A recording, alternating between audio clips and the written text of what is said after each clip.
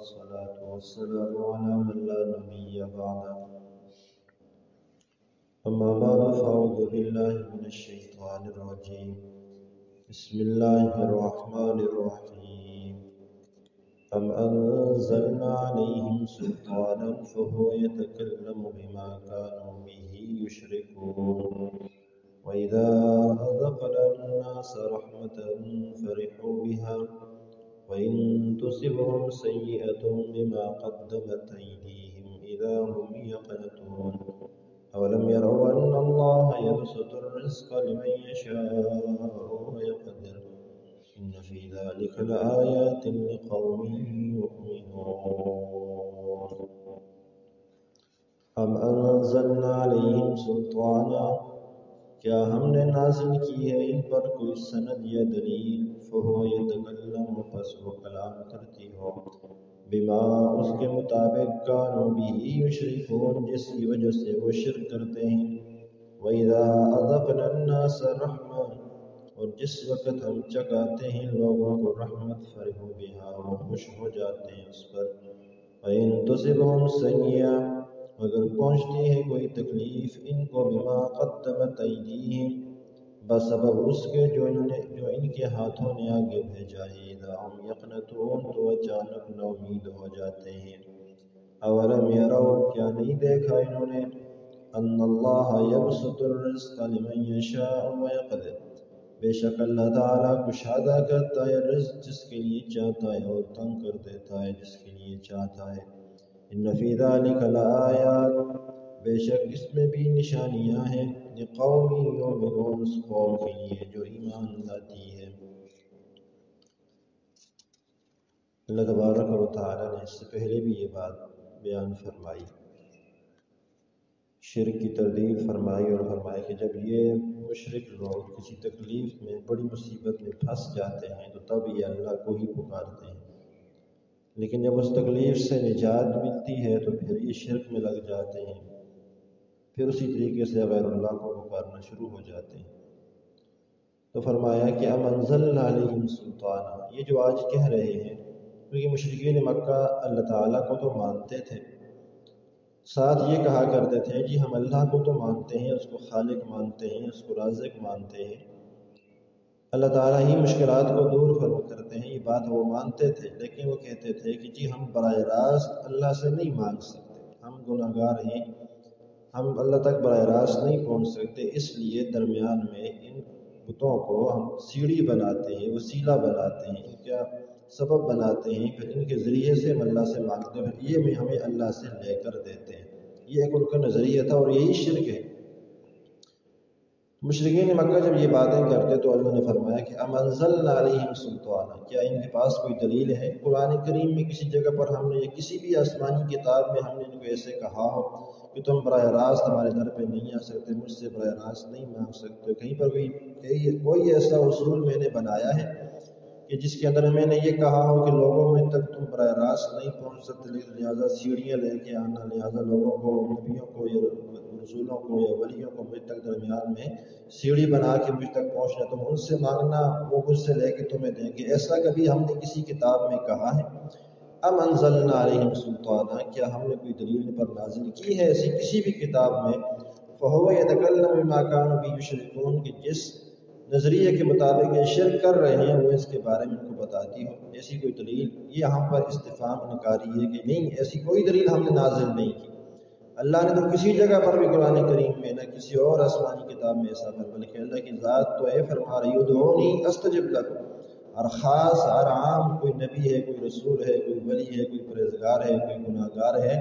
ادعونی استجب لکم، اللہ نے تو مطلقاً ایک اعلان فرمایا کہ تم سب مجھ سے مانگو، میں تمہاری دعاؤں پکار کو سننے کے لیے منتظر رہتا ہوں۔ اس کی رحمت تو پکار کے کہہ رہی کہ تم براہ راست مجھ سے مانگو، اور تم نے کہاں سے نظریات بنا لیے کہ جی ہم اللہ سے ڈائریکٹ نہیں مانگ سکتے، براہ راست نہیں مانگ سکتے، لہٰذا ہم ان بتوں سے مانگتے ہیں اور یہ بت ہمیں اللہ سے لے کر دیتے ہیں۔ تو ایسے نظریات کسی کتاب میں اگر اللہ نے نازل کیے ہیں تو لا کر دکھاؤ، حالانکہ اللہ نے کوئی ایسی بات نازل نہیں فرمائی۔ وہ تو اپنوں کو، اپنے پیاروں کو بھی پکارتا ہے، یا عبادی الذین اسرفوا، گناہ گاروں کو بھی پکارتا ہے کہ یا عبادی الذین اسرفوا علی انفسہم لا تقنطوا من رحمت اللہ۔ تو یہ ساری باتیں اللہ تبارک و تعالیٰ نے قرآن کریم کے اندر تو نازل فرمائی ہیں، لیکن کوئی ایسی دلیل جو ان کے پاس ہو، کوئی قرآن کریم کے اندر یا کسی آسمانی کتاب کے اندر وہ موجود نہیں ہے، لہٰذا یہ ان کے اپنے ذہنوں کے دل و دماغ کی بنائی ہوئی باتیں ہیں۔ اللہ نے اپنا شریک کسی کو نہیں بنایا، اللہ نے اپنے تک پہنچنے کے لیے ذریعہ اور سیڑھی کسی کو نہیں بنایا، اللہ براہ راست سب کی سننے والے۔ وَإِذَا أَذَقْنَا النَّاسَ رَحْمَةً، لگے اللہ نے فرمایا کہ جب ہم ان کو چکھا دیتے ہیں لوگوں کو رحمت، فرحوا بہا، تو یہ خوش ہو جاتے ہیں،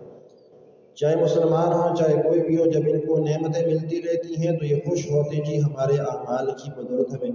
نعمتیں مل رہی ہیں، جی ہم نمازی ہیں اس لیے ہم پر اللہ کی رحمتیں برس رہی ہیں، ہم روزے رکھتے ہیں، صدقہ و خیرات کرتے ہیں، لہٰذا اس لیے اللہ کی رحمتیں ہم پر برس رہی ہیں، ہم نے اللہ کے ساتھ تعلق ہمارا مضبوط ہے اس لیے اللہ کی رحمتیں ہمارے پر برس رہی ہیں۔ اللہ فرماتے ہیں وَإِن تُصِبْهُمْ سَيِّئَةٌ، اور جب ان کو کوئی تکلیف پہنچتی ہے تو پھر یہ اللہ کی رحمت سے مایوس، اس وقت یہ نہیں دیکھتے کہ جس طریقے سے خوشی ہمارے اپنے اعمال کا سبب ہو سکتی ہے، اس کی سبب مل سکتی ہے، تو اسی طرح ہمارے پہنچنے والی تکلیف بھی تو ہمارے اعمال کی سبب ہو سکتی ہے، لیکن اس وقت یہ اللہ کی رحمت سے نا امید ہو جاتے ہیں، اس وقت یہ اللہ پہ گلے شکوے شروع کر دیتے ہیں۔ وَإِن تُصِبْهُمْ سَيِّئَةٌ، جس وقت ان کو کوئی تکلیف پہنچتی ہے، قرآن نے صاف ارشاد فرمایا بِمَا قَدَّمَتْ أَيْدِيهِمْ، تکلیف کیوں پہنچتی ہے؟ ان کے اپنے اعمال کی وجہ سے پہنچتی ہے۔ لیکن دنیا کے اندر انسانوں کے اوپر جو تکلیف آتی ہیں وہ دو طرح کی ہوتی ہیں، دو اسباب کی وجہ سے پیدا ہوتی ہیں۔ ایک تو اللہ تعالیٰ کی طرف سے آنے والی تکلیف، مصائب، پریشانیاں، اس کی طرف سے امتحان اور آزمائش ہوتی ہیں، جو خاص انبیاء کرام کے ساتھ تھی، کیونکہ وہ تو معصوم ہیں، ان سے تو ان کے اوپر آنے والی آزمائشیں یا تکلیف تو گناہوں کا وبال نہیں ہو سکتی، تو لہٰذا جب انبیاء کی طرف ہوگا، صحابہ کی طرف ہوگا، ایمان والوں کو، متقی پرہیزگاروں کی طرف دیکھیے تکلیف اور پریشانیاں آئیں گی تو وہ اللہ کی طرف سے آزمائش سمجھی جائیں گی، امتحان سمجھی جائیں گی، اور جب کسی عام بندے پر آئیں گی تو اس کے لیے دونوں باتیں ہو سکتی ہیں، کسی پر آزمائش بھی ہو سکتی ہے اور کسی کے گناہوں کا وبال بھی ہو سکتی ہے، تو لہٰذا اگر تکلیف آ جائیں تو وہاں پر اللہ کی امتحان، اس کو آزمائش بھی سمجھنا چاہیے، اور ساتھ ساتھ اپنے اعمال پر بھی نظر دوڑانی چاہیے، کہیں ایسا نہ ہو کہ مجھ پر آنے والی تکلیف میرے گناہوں کا وبال بن کے مجھ پر آ رہی ہے۔ اس لیے اللہ نے فرمایا بِمَا قَدَّمَتْ أَيْدِيهِمْ، ان کو جو تکالیف پہنچتی ہیں، مصائب اور پریشانیاں پہنچتی ہیں، بِمَا قَدَّمَتْ أَيْدِيهِمْ، ان کے اپنے اعمال کی بدولت پہنچتی ہیں، جب یہ پہنچ جائیں تو اِذَا هُمْ يَقْنَطُونَ، اس وقت یہ نا امید ہو جاتے ہیں، اس وقت اللہ پر گلے شکوے شروع ہو جاتے ہیں، تو رب کی رحمت سے نا امید ہو جاتے ہیں۔ حالانکہ یہ انصاف کا تقاضا نہیں ہے، جب اللہ کی طرف سے نعمت ملے تو کہیں جی میرے اعمال کی بدولت ہے، اور جب اللہ کی طرف سے کوئی آزمائش آئے، تکلیف آئے، تو کہیں جی اللہ کی رحمت سے نا امید ہو جائے اور اللہ پہ گلے شکوے شروع کر دیں، تو یہ انصاف کا تقاضا نہیں ہے۔ یہاں پر بھی اللہ نے ایک شکوہ فرمایا ہے کہ دیکھو جب کھاتے رہتے ہو، سب کچھ ملتا رہتا ہے تو خوش ہوتے ہو، ہونا تو یوں چاہیے تھا کہ جب مصائب اور پریشانیاں آئیں تو پھر بھی میرے در پہ آنا چاہیے تھا، مجھ سے آ کے مانگتے، میرے سامنے آ کے روتے، اپنے گناہوں پر نادم ہو جاتے تو میں تمہارے اوپر آنے والے مسائب کو دور کر دیتا، لیکن تم نے گلے شکوے شروع کر دیے۔ اولم یروا ان اللہ یبسط الرزق لمن یشاء ویقدر، کیا نہیں دیکھا لوگوں نے کہ اللہ تعالیٰ اپنی حکمت کے مطابق کسی پر رزق کشادہ کر دیتا ہے اور کسی پر رزق کو تنگ کر دیتا ہے، کسی کو فراوانی دولت کی، مال و دولت کی فراوانی دے دیتا ہے اور کسی کے گھر میں فاقے ہوتے ہیں، تو اولم یروا ان اللہ یبسط الرزق لمن یشاء ویقدر، یہ تو اس کی اپنی حکمتیں ہیں، جس کو چاہتا ہے بے بہا عطا کر دیتا ہے اور جس کو چاہتا ہے اس کے لیے تنگ کر دیتا ہے رزق کو۔ ان فی ذلک لآیات، یہ جو اللہ تعالیٰ تو ایک ہی ہے، چاہے تو سب کو دامن بھر کے دے سکتا ہے، لیکن اس نے اس کے اندر عبرت چھوڑی ہوئی ہے، اس نشانیاں چھوڑی ہوئی ہیں، تاکہ جس کے پاس سب کچھ ہے وہ ان کو دیکھے، جن کے پاس کچھ نہیں ہے تو وہ اللہ کا شکر ادا کرنے والا بن جائے، اور جس کے پاس کچھ نہیں ہے وہ بھی اللہ سے مانگنے کے اس کے در پہ آ جائے، اس کا در تھام لے۔ اس کے اندر بڑی نشانیاں رکھی ہیں، لیکن اس قوم کے لیے قوم یؤمنون، جو ایمان لاتی ہے، جو سمجھنے کی کوشش کرتی ہے، جو اللہ تعالیٰ کی اس کی نشانیوں کے اندر غور و فکر کر کے اس تک پہنچنا چاہتی ہے، تو اس کے لیے بڑی نشانیاں ہیں، لیکن جو ضدی ہوگا، جو نہ ماننے والا ہوگا، اس کے لیے کوئی نشانی کام نہیں آئے گی۔ اللہ تبارک و تعالیٰ